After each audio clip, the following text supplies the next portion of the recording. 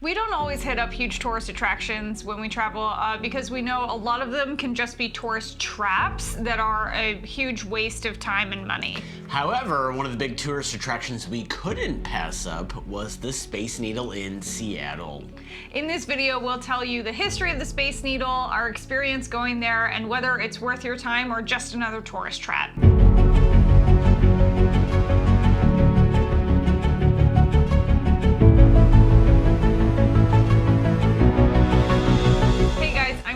I'm Adam. We're the couple behind In the Great Wide, and we took a month-long Amtrak train trip across the United States and back. Seattle was the last city that we visited before heading home to Los Angeles. We were especially excited to get to Seattle because we took a 46-hour-long train ride on Amtrak's Empire Builder all the way over from Chicago. It was very long. Yes, it took a minute.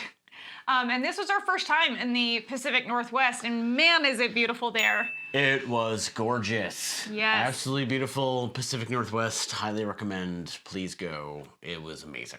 Yes, so gorgeous there. Yeah. And we ended up buying the CityPasses for Seattle, which is a fixed price pass that allows you to visit 5 different attractions, which saved us around like $100 per person on tickets. Yeah, the CityPass is really awesome. Yeah. For our first day in Seattle, we visited the Seattle Aquarium, had lunch at a haunted pub by Pike Place Market, and took an hour-long harbor cruise around the Puget Sound with Argosy Cruises. Mm-hmm. Both the aquarium and the cruise were included in the CityPass. Yes.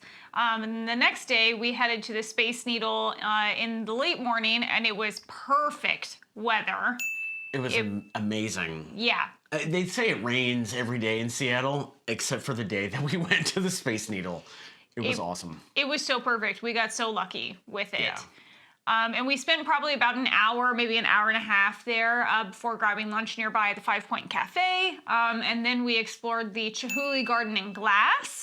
Yeah. And took a quick run through MoPop, the Museum of Pop Culture. Both were amazing, absolutely amazing. Yes. And all in the same area. It was really great. And all of those were also included in the CityPass. Yeah, except for the food, obviously. Right. So we were able to pack a lot in within those 2 days that we were in Seattle. So just tell us in the comments if you want to know more about the city passes so we can make another video and talk about them more in depth. Yeah, we won't have to talk about it right now. But the coolest part about the CityPass in Seattle is that it allowed us to visit the Space Needle twice. Yes. Normally you would have to pay extra to do a day and night visit to the Space Needle, but with the CityPass, it was included. The Space Needle is obviously iconic, so we were super stoked to check it out, but to get to go during the daytime and then go back to watch the sunset was incredible. Yes. It was really rad. It was so cool. It was so cool. So the Space Needle is in the Seattle Center, which is a large landscaped area north of downtown that also contains the Pacific Science Center, Chihuly Garden and Glass, and the Museum of Pop Culture, aka MoPop. And there is a monorail that was built specifically for the Space Needle that leaves from downtown only a couple blocks away from Pike Place Market, and it takes just a few minutes to get up to Seattle Center. Yeah, now it does cost extra, the monorail does, but it's only a couple bucks and it's totally worth it. It's easy to use and it drops you off right at the base of the Space Needle. Yes, so there is no guesswork on where to go. You will look up and there it is. Yeah, and you don't really understand how tall the Space Needle is until you're standing directly under it. It was really interesting because we saw it coming in on the train because of the way that the Empire Builder comes down from the north. It follows the Puget Sound, and you could see it in the distance, and it was kind of like, oh, okay, it's a Space Needle, okay. You know, even when we were in like downtown, you could see it sometimes. But it's not until you're right there and it's like, oh, wow. Yeah. Wow.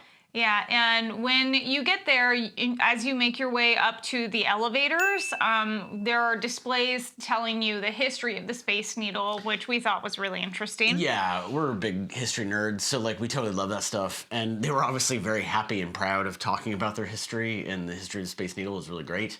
Yes. It was built for the 1962 World's Fair that was taking place in Seattle that year. They also built the monorail that we used in what is now the Pacific Science Center for the World's Fair. And that whole Seattle Center was built specifically, it was landscaped for the World's Fair. Yeah. Yeah. And construction of it started on April 17th in 1961, and it took just over a year to complete. 370 days from first dig to the opening of the World's Fair on April 21st, 1962, which ran for a scheduled 6 months. The fact that they were able to get this giant tower up in just over a year is mind-blowing to me.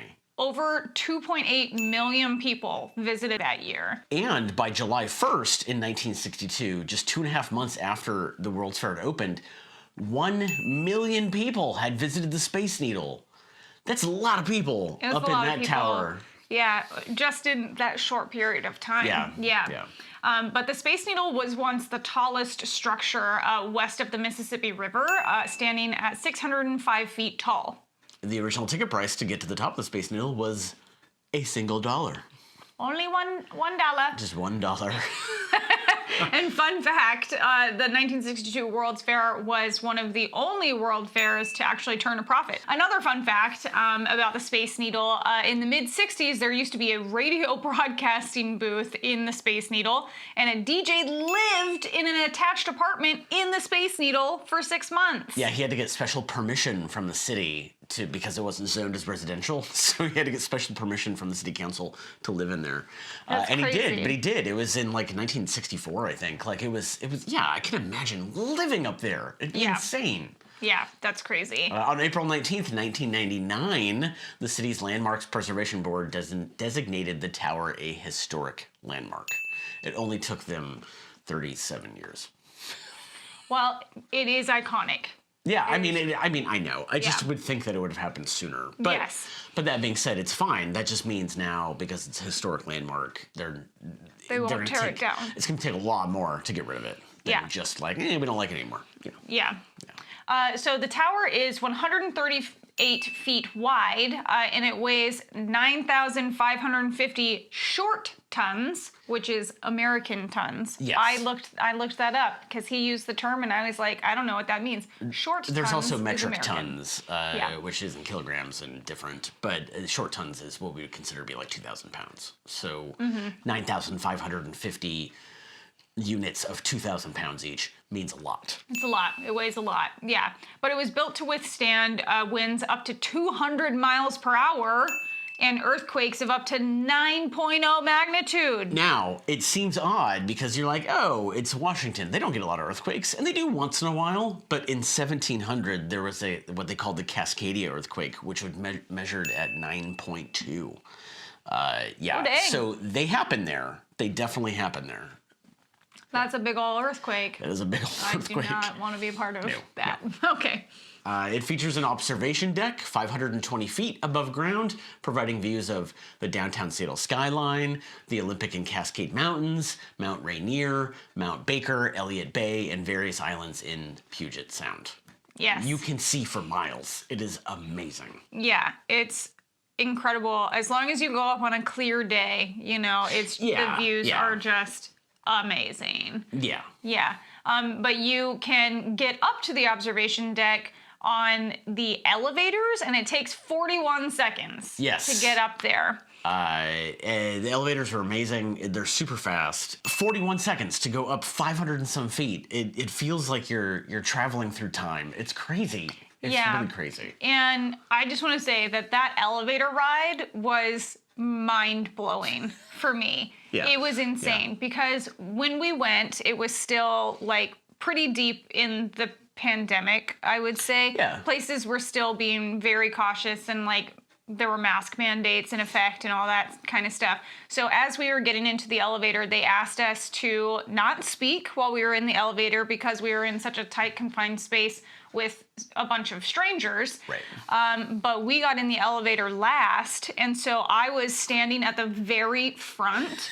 Literally out where the doors close. Yes. It's right here. Hi. And it's a glass front. Yeah. So we were just standing there in silence, going up, like being jetted up this tower, and I'm like standing there with the glass right in front of me, watching Seattle like be spread out before me. It was really crazy. So amazing. It was really great. The only thing that perhaps was better than that was actually getting onto the observation deck. which has Yeah. tilted windows, which you can lean against. There's glass benches that you can sit down and like you're literally kind of just looking over and Well, they're tilted back. So like Yeah. it's just a slight tilt, these like glass walls. It's not like crazy, but it's just tilted just enough. it's enough to notice. But the benches are also tilted. It feels like you're falling constantly. Like you're just kind of like, okay, here we go, and it took some Yeah. getting used to, for sure. It is incredible your body's survival instincts. That's true. When you That's get true. up there and you go to lean, your body is like, oh, no, you don't. You're not doing this. This is not good. Even though in your brain, I was standing there telling myself, it's fine. Like, Yeah. this glass is super thick. You're allowed to lean on it. That's what it's meant for. But my body was like, no, no, no, no, no, no, no. So it was just really interesting. The first time that I sat on it and leaned forward, the instinct that kicked in was like when you're having a dream where you're falling and you suddenly jolt yourself awake. Like it was that immediate like nope, and Yeah. it literally I had to force myself to be leaning over and look and do it because my whole body was just like Yeah. this is ridiculous. Yeah, it was crazy. Anyway, and a really Yeah. fun experience. It was great. I mean, it was fantastic. I mean, where else can you do that? Like Yeah. it was incredible, and the views are so great. Like it was super surreal and amazing. Like, Yeah. it was absolutely amazing. There are also specific spots set up with these like auto photo taking Yeah, machines that will take pictures of you that you can then download for free. Yeah, So that's cool. I believe there was like a QR code you scanned, and then you could find your photo and then download it for free. Yeah. You were also encouraged to take your own photos and videos and upload them. There was a wall that had a bunch of photos with, I believe it was like Instagram tagged Yeah. stuff for the Space Needle that would just randomly pop up, so your photo could appear there if you tagged it. Yeah. Really great photos too. I mean, there's no bad photos at the Space Needle. Yeah.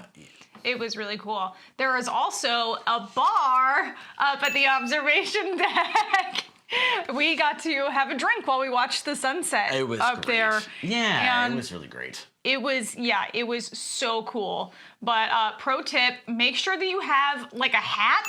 Yes, a hat, just like his, and whatnot to stay warm while you're up there because it can get chilly. When the sun goes down, especially with the fact that you're over 500 feet in the air, you don't realize just how much the temperature changes going up like that. So it can get really chilly. Yes. Yeah. So just make sure you are prepared. Yes, and also the fact is that like on the observation deck, like with the tilted windows, I mean those windows have gaps, you know, like they're not connected, so you're getting all that outside air in. So it's And it essentially is like, open on the top right. as It's well. like it's like being outside essentially. Yes. Yeah.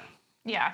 And there is usually an indoor cafe, but it was closed while we were there, again, because of COVID restrictions and precautions. So, The cafe is usually first come, first serve, no reservations there. yeah. And below the observation deck is an enclosed deck, so it's not open air. You're actually inside. But it still has floor-to-ceiling windows, and it has glass floors, too. Yeah, there's so you have an inner circle that doesn't move, and then there's an outer circle that rotates, and the floor has these every so often has giant glass panels like in the floor. Yes, and that you can walk on. Yeah, You walk yeah, and I mean they're very safe. It can be a little disorienting. We saw a couple people just freak out. It was kind of funny.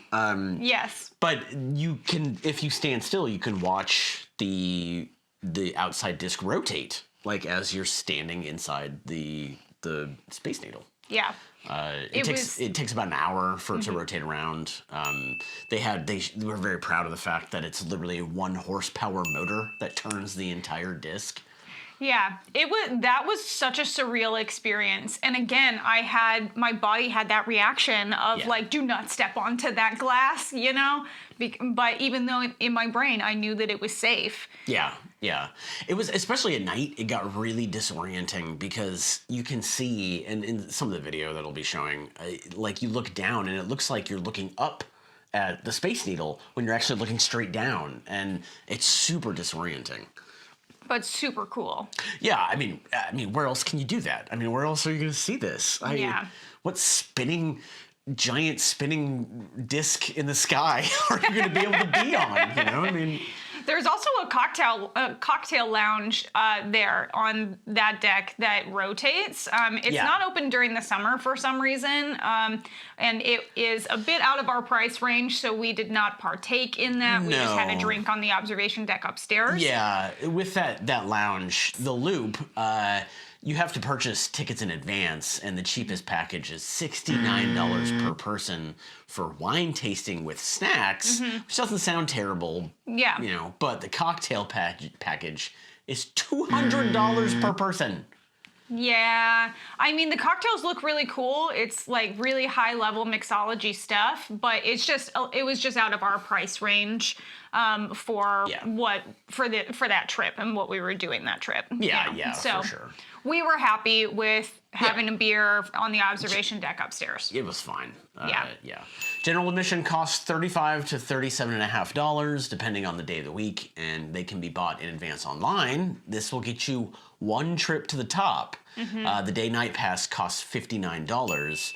They also sell combo tickets for the Chihuly Garden and Glass, which we loved. We'll be doing a video about that soon. But you can get a combination ticket between the two of them for $57, which is also a good way to go. But the best way to go is the CityPass. Yes, you get to go to 5 attractions in Seattle for $115.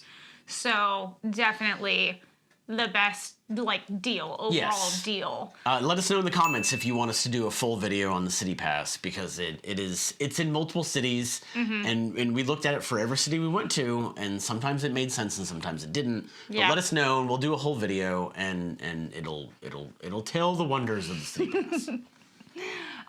But honestly, this was, I think, probably both of our favorite days during the entire month-long train trip that we did across the country and back. Yeah, we had some great times. We saw some great people, but this being a city we didn't know anybody, and the fact that we were able to go see so many things between this and the Chihuly Garden and Glass and Mopop and hang out the lunch that we had 5 had. Point Cafe and it was all right in the same area. It was all right there. It was very walkable. And it was really, and being able to go back and see the sunset, it was fantastic. Yeah, the sunset was gorgeous. And just watching downtown Seattle light up as the sunlight dimmed, you know, it was just incredible. The Seattle Space Needle is one of the wonders of the modern world. It is absolutely incredible. There is nothing like it anywhere else in the world. I mean, there's lots of other towers, and they're tall, and there's a lot of towers now. They're much taller than the Space Needle, but it was literally designed for you to just go up and hang out and look at the city. Yeah. It was. They did it because they could, and they just did. Yeah. And it's amazing. I believe that Seattle actually has specific laws in place that they cannot build anything within a certain distance of the Space Needle. So it will always have those huge panoramic views. They're not gonna build a skyscraper right next to it. No. That would block your view of the city. We cannot recommend enough that a trip to Seattle would be warranted just to visit the Space Needle. To me, it would be like going to the Grand Canyon. It's something that is just incredible, and the fact that it was people that did it. It was not something that was, it's man-made. That's crazy. Yeah, definitely a feat of engineering. So cool. Yeah, and there's plenty of other fun stuff to do in Seattle, of course. Yeah. So make sure to subscribe to our channel, as we have plenty more to talk about in Seattle. Also, head to our website and sign up for our newsletter so you don't miss any updates from our mini adventures. Thank you so much for watching, and we will see you in the Great Wide somewhere.